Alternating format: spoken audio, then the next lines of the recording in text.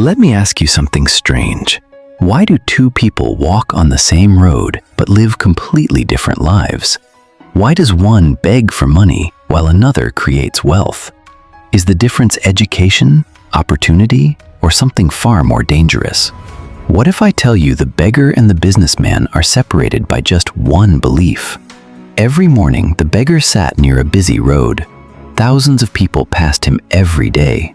Cars, bikes, businessmen, students. He held out his hand and said, "Please help." But the real begging was not for money. It was for hope. Inside his mind, one thought repeated again and again, "This is all I am." He did not dream about tomorrow. He only survived today. Not because he could not work, but because he stopped believing he could become more. That belief became his cage. On the same road, every morning, a businessman passed by in his car. He was not born rich.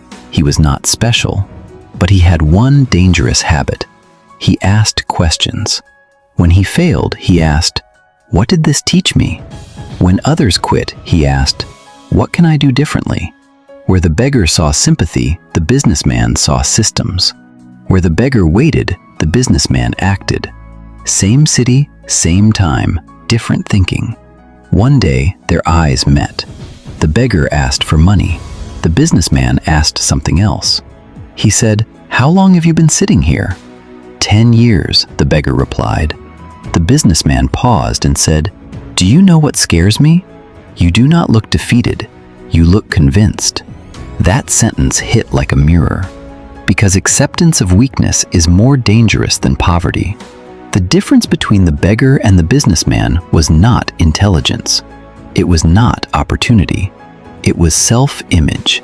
One believed life happens to me. The other believed I create my life. One waited for help. The other became valuable. So ask yourself today, are you holding your hand out to the world, or are you building something it needs?